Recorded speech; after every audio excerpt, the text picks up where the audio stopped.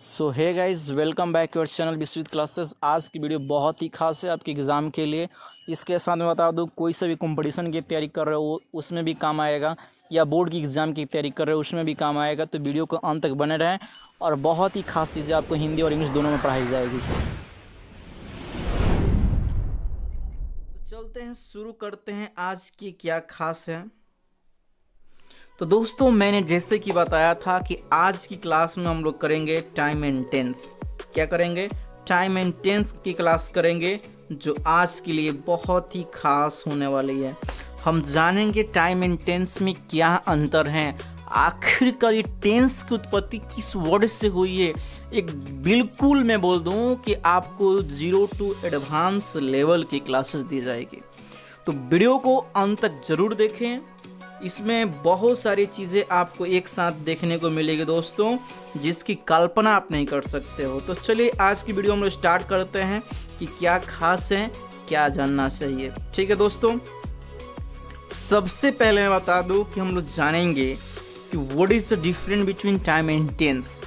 Time and tense में क्या अंतर है, इसके अलावा कुछ बातें जानेंगे, कुछ खास बातें जानेंगे। मैं बता दूं, ये दोनों भाषा में होगा, हिंदी और इंग्लिश दोनों भाषा में होगा। आप जिस भाषा में पढ़ना चाहते हैं उस भाषा में पढ़ सकते हैं। चलिए हम बात करते हैं कि सबसे पहले टेंस वर्ड की उत्पत्ति कैसे हुई। इसके अलावा हम लोग बात करेंगे कि इसमें जो हम लोग बात करने वाले हैं कि आखिरकार टाइम एंड टेंस का रिलेशन कैसे बना। हम बात करेंगे टाइम एंड टेंस का रिलेशन कैसे बना, इस चीज़ की बात करेंगे। तो सबसे पहले मैं आपको बता दूं कि टेंस की जो ओरिजिन है, उत्पत्ति जो है, वो लैटिन वर्ड से हुई है। किस वर्ड से हुई है?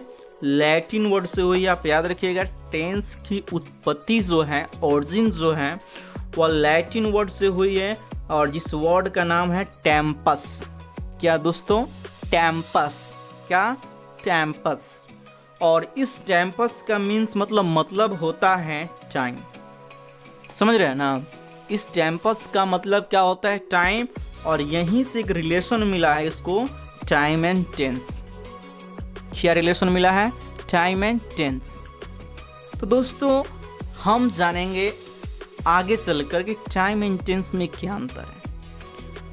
और आप लोग कॉपी कलम लेकर बैठे, साथ में पढ़ें, अच्छे से पढ़ें, बेहतर करेंगे, इसमें कोई शक नहीं है। और इसके अलावा मैं बता दूं कि आप कोई से भी कंपटीशन की भी तैयारी कर रहे हो तो इस वीडियो को देखना बहुत ही ज़रूरी है। या किसी बोर्ड के एग्ज़ाम की तैयारी कर रहे हो तो इसके लिए बहुत ही खास होने वाली है। बिल्कुल मैं बोल दूं दोस्तों, तो 0 टू हीरो यानी 0 टू एडवांस क्लासेस आपको मिलेगी। चलिए, इतनी बातें तो समझ में आ गई हैं। अभी तक सब लोग लाइक नहीं किए तो लाइक कर लो, और नए हो चैनल पर, अभी तक सब्सक्राइब नहीं किए तो सब्सक्राइब कर लो। चलते हैं, आगे बढ़ते हैं। चलिए, आपका क्वेश्चन था टाइम एंड टेंस में क्या अंतर है। तो सबसे पहले मैं बात करूंगा टाइम एंड टेंस में अंतर क्या है, क्या चीज़ है इसमें अंतर। तो दोस्तों मैं बता दूं कि टाइम और टेंस, पहला इसका डिफरेंट देखिएगा कि टाइम कह रहा है ना, it is not a grammatical term. Time जो होता है वो ग्रामर का टर्म नहीं होता है। यह ग्रामर आपने बहुत ज़्यादा पढ़ा होगा। क्या ऐसा कोई चैप्टर है जिसमें स्पेशलिस्ट ग्रामर के बारे में, यानी स्पेशल जो है ग्रामर में टाइम का कोई चैप्टर दिया हो? ऐसा नहीं है मेरे दोस्त। तो ये आपका ग्रामर का सेक्शन नहीं है। इसके अलावा मैं बात करूं, बट, यहाँ पर आप लोग बट लगा सकते हैं, हर एक वर्ड में लगा सकते हैं बट। क्या लगा सकते हैं? बट लगा सकते हैं, ठीक है ना। But it is a grammatical term, but tense is a grammatical term. लेकिन टेंस जो है ग्रामर का एक टर्म है, पद है, ठीक है ना। सेकंड अंतर क्या है दोनों में? तो आप बोल सकते हैं कि टाइम इज यूनिवर्सल ट्रूथ। सही बात है मेरे प्यारे बंधु, समय विश्वव्यापी सत्य है। और जैसे कि आप जानते हैं कि 1 घंटे में चाहे एक दिन में कितना घंटा होता है, कितने समय होते हैं, ये सारे के सारे यूनिवर्सल ट्रूथ हैं। जिस प्रकार से दूध कल भी उजला था, आज भी है और आगे भी रहेगा। कोयला कोयला कल भी काला था, आज भी और आगे भी रहेगा। यानी आप ऐसे भी समझ सकते हैं सूर्य जो है पूरब में उगता है और आगे भी रहेगा। तो कुछ बातें जो है यूनिवर्सल ट्रूथ है, उसी प्रकार टाइम जो है भूत वर्तमान भविष्य ये निश्चित है, लेकिन टेंस ये निश्चित नहीं है। ठीक है ना। तो इसीलिए कहा गया है but tense is not universal truth. यह टेंस जो है यूनिवर्सल ट्रूथ नहीं है। वास्तव में टेंस दो ही प्रकार का होता है, एक पास्ट टेंस और एक प्रेजेंट टेंस। लेकिन ग्रामेटिकल जो टर्म हम लोग 3 तरह का पढ़ते हैं, फ्यूचर को भी पढ़ते हैं, लेकिन आने वाले कुछ समय के बाद इसमें संशोधन भी किया जाएगा। आगे मैं पढ़ता हूँ, लेकिन टाइम में संशोधन नहीं कर सकते हैं। अगर एक दिन में 24 घंटा होता है तो इसमें कोई संशोधन नहीं किया जा सकता। इसको 25 घंटे नहीं किया जा सकता है, ना ही इसको 26 घंटे किया जा सकता है। तो ये बात आप समझ रहे हैं अच्छी तरह से। अब कह रहा है कि थर्ड क्वेश्चन में बढ़ते हैं कि चाहे it is free from language, ये लैंग्वेज से बिल्कुल मुक्त है। सही बात है, लैंग्वेज से मुक्त है।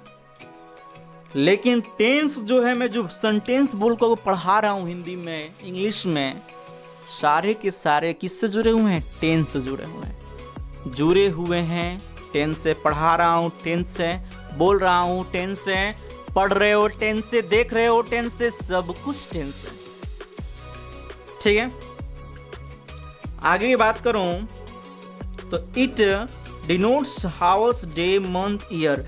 टाइम से घंटे, दिन, मंथ और सालों का बोध होता है, लेकिन टेंस से ऐसा बात नहीं है। But tense does not denote hours, days, months and year etc।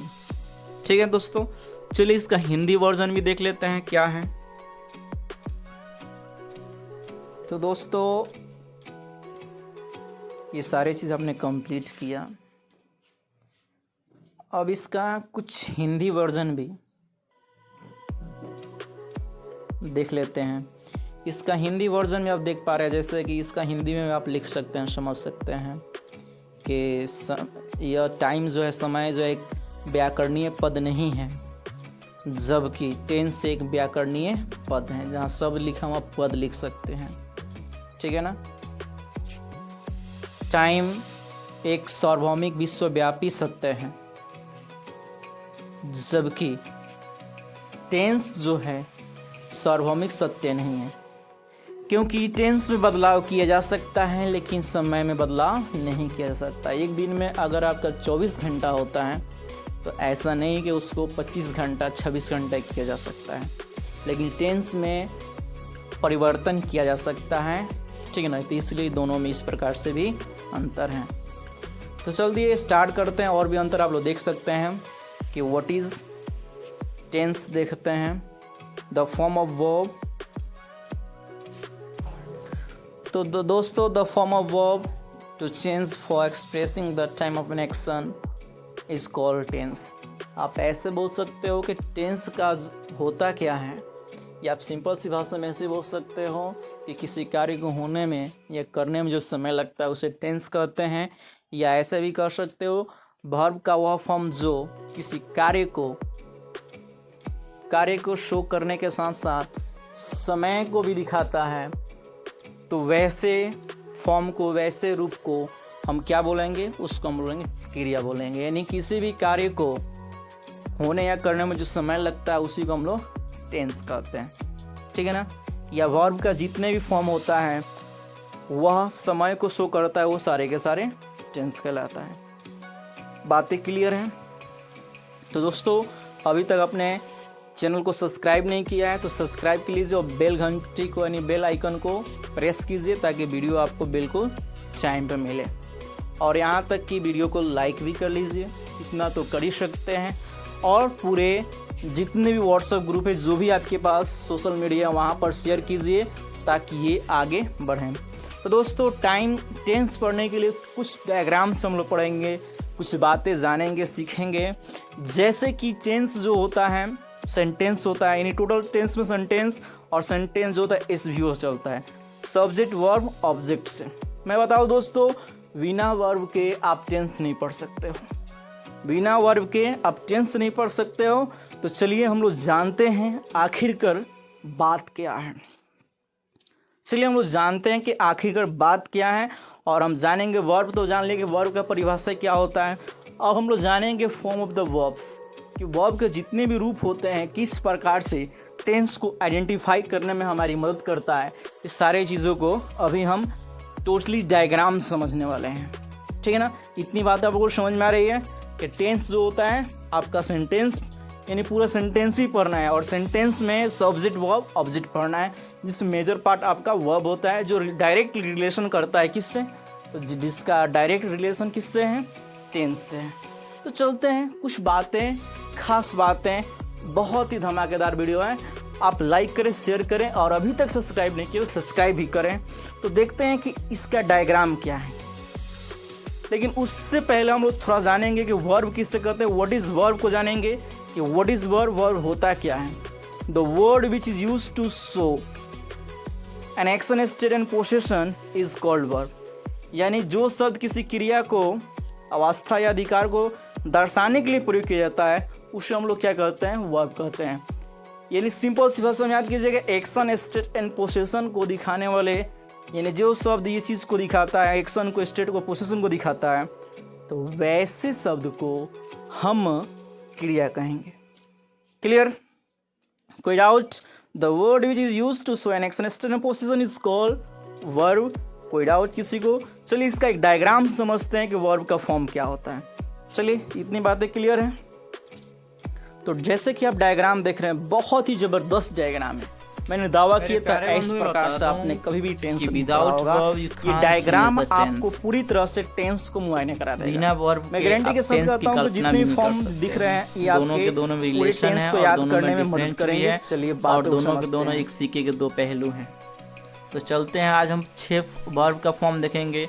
चलिए पहला फॉर्म जो होगा आपका, सबको पता है कि वर्ब 5 रूप में पाया जाता है, लेकिन एक और फॉर्म होता है जिससे हम लोग बेसिक फॉर्म बोलते हैं। कौन सा फॉर्म बोलते हैं? बेसिक फॉर्म बोलते हैं। इसको एकदम बेसिक कहने का अर्थ है तो बेसिक, ठीक है। तो बेसिक फॉर्म भी पाया जाता होता है, जिससे वर्ब टू बी जो होता है वो सारे के सारे बेसिक फॉर्म में होते हैं। तो मैंने बात किया कि वर्ब 1 से लेकर वर्ब 5 के में क्या अंतर है, बातें थोड़ा समझते हैं। तो जहाँ कहीं आपको वर्ब का पहला रूप दिखाई दे या 5वां रूप दिखाई दे, तो आप सीधी सी भाषा में कहना है कि ये सारे के सारे दोनों जो V1 V5 ये प्रेजेंट फॉर्म शो कर रहे हैं। कौन सा टेंस फॉर्म शो कर रहे हैं? प्रेजेंट फॉर्म को या प्रेजेंट टेंस को शो कर रहे हैं। बात क्लियर है आपको इतना? चलिए उसके अलावा देखिए, जहाँ आपको V2 दिखाई दे तो आप कहना सीधी सी भाषा में कि पास्ट फॉर्म है, यानी पास्ट टेंस को डिनोट करता है। जहाँ भी आपको V3 दिखाई दे, सीधी से कहना कि प्रेजेंट यानी परफेक्ट फॉर्म में है। कौन सा फॉर्म है? परफेक्ट फॉर्म में है। और जहाँ भी आपको V4 दिखाई दे सब्जेक्ट के बाद, तीसरे को क्या बोलेगा? कॉन्टिन्यूअस फॉर्म में है। कौन सा फॉर्म है? कॉन्टिन्यूअस फॉर्म में है। मेरे प्यारे बंधु, यहाँ तक आपको कोई डाउट नहीं होगा। आगे बढ़ते हैं, ठीक है। इतनी कॉन्सेप्ट आपकी क्लियर है बहुत अच्छे से, ठीक है। तो बात करें आगे, जहाँ कहीं आपको, मेरे दोस्तों याद रखिएगा, जहाँ कहीं आपको V1 या V5 दिखाई दे और उसके बाद आपको डू डज दिखाई दे, तो सिंपल सी भाषा में कहिएगा कि ये जो टेंस है वह प्रेजेंट इंडेफिनिट टेंस है। कॉन्सेप्ट है, ठीक को मेरे फोकस कीजिए, बहुत बड़ा कॉन्सेप्ट है, आपके एग्जाम के लिए काम करेगा। इस चीज़ को याद रखिएगा, ठीक है ना। इसी को सिंपल प्रेजेंट टेंस भी कहा जा सकता है, इसमें कोई शक नहीं है। बात क्लियर है? अगर मैं बात करूं मेरे प्यारे बंधु कि जहां कहीं आपको, ध्यान दीजिएगा, जहां कहीं आपको V2 दिखाई दे तो आप सिंपल सी भाषा में कहिएगा पास्ट इंडेफिनिट टेंस है, सिंपल पास्ट टेंस है। पास्ट इंडेफिनिट है या सिंपल पास्ट टेंस है, सिंपली भाषा में आप बोलने का प्रयास कीजिएगा। उसके बाद मैं बात करूं, आपको कहीं डीड दिखाई दे, क्या दिखाई दे? डीड। और डीड के बाद हमेशा वो सब्जेक्ट के बाद हो या डीड के बाद हो, हमेशा वर्ब का पहला रूप लगता है। इसको दिमाग में लॉक कर लीजिएगा, सेट कर लीजिएगा। जब मैं आपको MCQ क्वेश्चन कराऊंगा, मल्टीपल चॉइस क्वेश्चन कराऊंगा, तो वहाँ बहुत ही काम आने वाला है। मैं आपको इंग्लिश बिल्कुल 0 to एडवांस लेवल पढ़ाने वाला हूँ। बस आप वीडियो का अंत तक देखें और जितनी भी टेंस का सीरीज बनती है वो सारे को फॉलो कीजिए। आप बिल्कुल 0 से हीरो बनिएगा, इसमें कोई शक नहीं है, ठीक है ना। चलिए मैं बात करता हूँ वर्ब 3 के बारे में। तो जहाँ कहीं आपको वर्ब 3 दिखाई दे, आप उसको क्या बोलोगे? परफेक्ट फॉर्म में है। किस फॉर्म में है? परफेक्ट फॉर्म में है, ठीक है।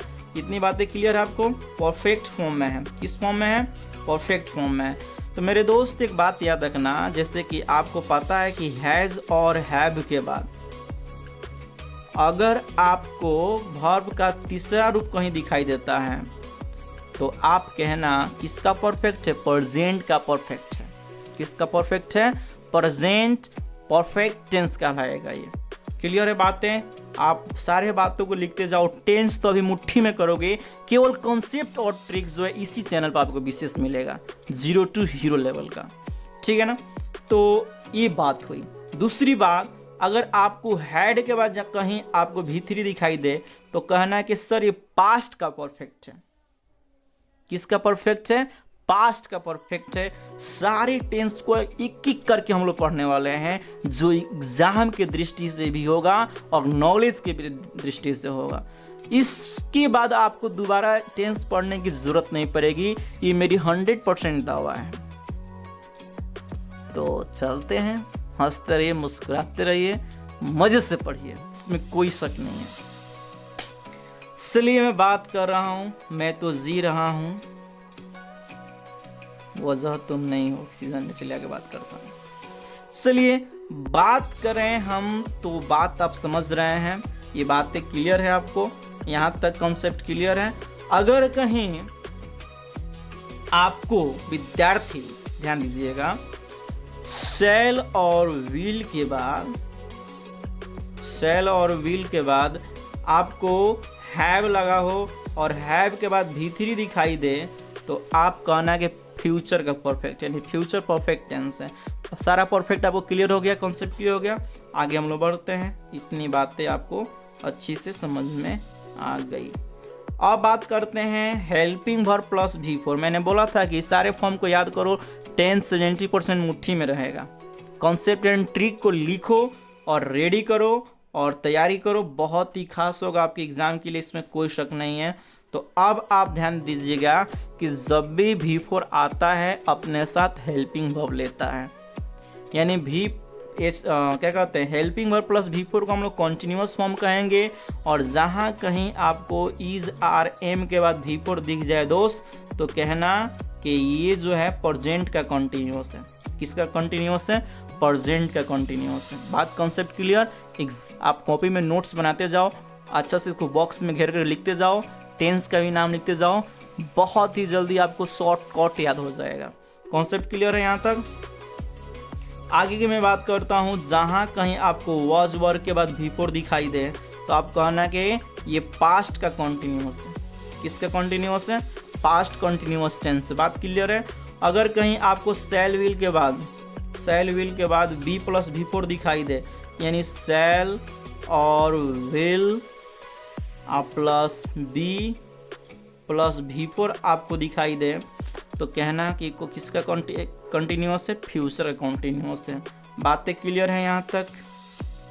और मैंने डू डज तो आपको समझा ही दिया था कि V5 और डू डज आपको जहाँ भी डू या डज या V1 V5 दिखाई देता है, सारे के सारे प्रेजेंट इंडेफिनिट टेंस है या सिंपल प्रेजेंट टेंस कह सकते हैं।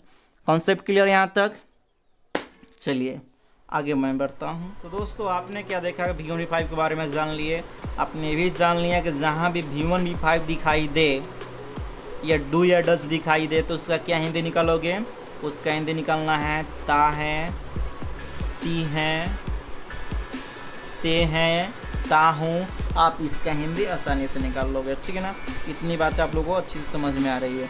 उसके अलावा V1 कौन होता है? गो, प्ले, राइट, ये सारे के सारे V1 होता है। जब एस या ये CC में जोड़ दोगे तो सारे के सारे क्या बन जाएगा? V5 बन जाएगा। जैसे कि यहाँ पे कुछ जोड़ कर दिखाया गया है। इतनी बातें क्लियर हैं? उसके अलावा मैं बात बता दूँ कुछ जो खास है आपके लिए, वो क्या खास बात है। तो जहाँ भी V1 लगेगा, यानी किन किन सब्जेक्ट के साथ V1 लगेगा, तो I के साथ, U के साथ, V के साथ, D के साथ, और जब 2 नाम होगा तब आपको V1 फॉर्म लगेगा, वर्ब का पहला रूप लगेगा। इतनी बातें तो समझ में आ रही है। उसके अलावा V5 किसके साथ लगेगा, तो ही, सीट और एनी नेम के साथ, जो भी है आपका V5, इनके साथ V5 का प्रयोग होगा, इसमें कोई शक संदेह नहीं है। तो इतनी बात आप लोगों को समझ में आ रही है। तो दोस्तों आपके सामने कुछ क्वेश्चन है, टोटल 4 क्वेश्चन है। आप जल्द से जल्द मुझे बताएं कि 4 सेंटेंस जो है, इसमें से 4 ऑप्शन जो मिले हैं आपको यहाँ पे, ये 4 ऑप्शन में कौन कौन सा ऑप्शन राइट होगा, कौन लगेगा वहाँ पे, मुझे पुट करके बताइए, ठीक है। इतना तो कर सकते हैं ना, बिल्कुल आप करेंगे। विश्वजीत सर के स्टूडेंट है तो कुछ तो खास आप में बात है ही। इसके अलावा ध्यान दीजिएगा, मैं एक सेंटेंस लिखता हूँ, आई गो। देखिए तो वर्ब वन लगा है, तो इसका हिंदी का गो माने जाता, और आई के साथ हूँ क्वेश्चन लगता है, पता है ना आपको, तो मैं जाता हूँ। समझ में आ रहा है ना। अगर मैं कहता हूँ सी प्लेज, प्लेज का मतलब खेलती, खेलता है, खेलती है, इसका हिंदी निकलेगा। तो वह खेलती है कि खेलता है, वह खेलती है। तो आप लोग हिंदी निकालना सीख जाओगे, इंग्लिश से बहुत ईजी से निकाल लोगे, इसमें कोई शक नहीं है। तो 4 क्वेश्चन का आंसर आप मुझे बताओ, और साथ में ही इसका हिंदी भी मुझे कमेंट बॉक्स में मुझे बताओ, ठीक है। चलिए, टेस्ट के रूप में आपको दिया गया सारे के सारे अफर्मेटिव सेंटेंस हम लोग पढ़ रहे थे। I read a book, read मतलब होता है यहाँ पे क्या होगा, पढ़ता हूँ, पढ़ती हूँ, पढ़ते हैं। तो बताओ दोस्तों, आई के साथ क्या लगेगा, आई रीड अ बुक का हिंदी क्या होगा, मैं किताब पढ़ता हूँ। द सन का मतलब जानते हैं सूर्य, राइज माने उगना, इन द ईस्ट माने पूरब में, पूर्व में। तो इसका क्या हो जाएगा हिंदी, सूर्य जो है पूरब में उदय होता है या उगता है, कह सकते हैं। चलिए तीसरा का हिंदी कमेंट कीजिए तो आप लोग क्या होगा, he does do this work. Does का भी हिंदी मैंने बताया था, ताते थी, तो वह इस काम को कर, माने वह इस काम को करता है। ही डज दिस, यानी ही डज दिस वर्क, वह इस काम को करता है। इसी प्रकार से सेंटेंस से आप इसका हिंदी निकालो, कमेंट बॉक्स में मुझे कमेंट करके बताओ इस सब का हिंदी क्या होगा। बहुत ही जल्द MCQ क्वेश्चन हम लोग करने वाला है, जो बहुत ही खास है आपके एग्ज़ाम के लिए, ठीक है ना। और एग्ज़ाम लेवल, कंपटीशन लेवल का आपको कराया जाएगा, MCQ कराया जाएगा, कॉमन एरर्स भी कराया जाएगा, ठीक है ना, जो बहुत ही खास होगा आपका बोर्ड एग्ज़ाम से लेकर कॉम्पिटिटिव एग्ज़ाम तक आप लोग कर सकते हैं, ठीक है। कुछ और सेंटेंसेस आपको सामने आ रहा है, सबका हिंदी मुझे जल्द से जल्द मुझे बताने का प्रयास करें। देखता हूँ कि कौन ऐसा बच्चा है जो इस चीज़ को कंप्लीट करता है, कौन सा स्टूडेंट है जो कंप्लीट करता है। उसका नाम मैं अगले वीडियो में ज़रूर लूँगा, अगले क्लास में उसका मैं नाम लूँगा जो ये कंप्लीट करता है। कंप्लीट करके कमेंट बॉक्स में इसका आंसर बताने का प्रयास करें। इसके अलावा देखिए, आपने तो अभी क्या किया कि इंग्लिश को हिंदी में किया, अब हिंदी को इंग्लिश में करने की बारी है। मैं खेलता हूं तो मैं का क्या कीजिएगा, आई कीजिएगा, खेलना का प्ले। दोस्तों सही है सेंटेंस, आई प्लेज। ओहो, मैंने पहले ही बोला था कि आई, वी, यू, दे और नेम एंड नेम के साथ वर्ब 5 नहीं लगता। ये कौन सा रूप है, 5वां रूप है। 5वां रूप नहीं लगेगा, 5th फॉर्म नहीं लगेगा। इसके साथ राइट आंसर क्या होगा, आई प्ले होगा सिर्फ। ये सारे चीज़ तो हम लोग अभी किए, जस्ट अभी किए हैं, इतना जल्दी आप भूल नहीं सकते हो, ठीक है। मुझे उम्मीद है मेरे पिताजी मुझसे या मुझे प्यार करते हैं, तो क्या बनाइएगा, मेरे पिताजी का माई फादर, अच्छे से लिखिएगा, my father love me, my father love me. Sentence सही है गलत, कुछ लोग सोच रहे होंगे सही है। दोस्त मेरे बिल्कुल ये गलत है, ये बिल्कुल आपका सेंटेंस गलत है। तो इसका राइट क्या होना चाहिए, माई फादर लव्स मी होगा, क्योंकि फादर सिंगुलर सब्जेक्ट है और सिंगुलर सब्जेक्ट के साथ V5 लगता है। इतनी बात आप लोगों को पता है। इसी प्रकार से सारे के सारे सेंटेंस हैं, ये आपके होमवर्क के रूप में हैं। इन सारे को कंप्लीट कीजिए, तैयारी कीजिए, ठीक है ना।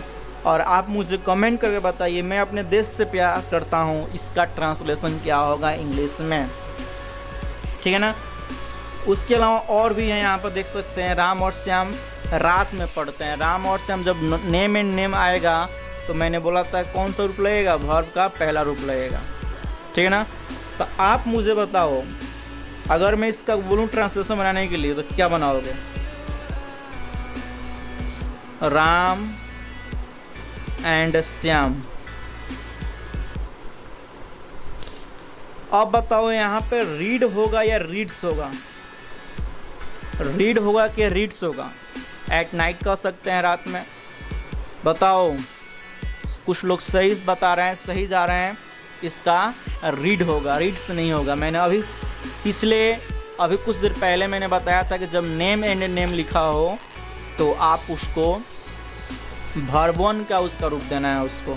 इस वीडियो को बार बार देखें, बार बार समझें, और समझने के बाद आपको मैं गारंटी के साथ कहता हूँ, एक बार आपने अच्छे से समझ लिया तो कभी भी दोबारा लाइफ में आपको टेंस पढ़ने की ज़रूरत नहीं पड़ेगी। आपको हिंदी टू इंग्लिश और इंग्लिश टू हिंदी आपको दोनों कराया जा रहा है। इतना तो आप लोग कर सकते हैं। तो बात तो समझ में आ रही है, इस चीज़ को आप लोग कीजिए, कंप्लीट कीजिए, ठीक है ना। तो हे गाइस, मैं बता दूं, इसका पार्ट 2 भी वीडियो आने वाला है जल्दी। अब ये डिपेंड करता है कि आपने इसको कितना शेयर किया, और अभी तक फ्री में इसको सब्सक्राइब भी कर लीजिए, क्योंकि आगे के वीडियो देखना है तो सब्सक्राइब करना बहुत ज़रूरी है। और मैं प्रयास करता हूँ कि जल्दी आपको लाइव आके पढ़ाऊँ। तो सब्सक्रिप्शन में सब्सक्राइब करने के लिए कुछ बहुत नहीं, कम से कम 200-250 सब्सक्राइबर की ज़रूरत है।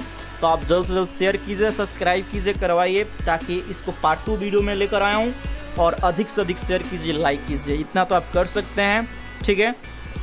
तो मिलते हैं हम लोग पार्ट 2 वीडियो में, तब तक के लिए जय हिंद, जय भारत दोस्तों। यही कहना चाहूँगा कि इस चैनल को जितना जल्दी हो सपोर्ट किया की ज़रूरत है। सब्सक्राइब कीजिए और शेयर कीजिए, लाइक कीजिए, ताकि इसका पार्ट 2 वीडियो आपको जल्दी मिले। और ये आपका लाइक सब्सक्राइब ही मुझे सेकेंड पार्ट 2 वीडियो बनाने के लिए मोटिवेट करेगा। तो इतना तो आप कर सकते हैं, फास्ट करें, बहुत ही जल्द करें, ठीक है।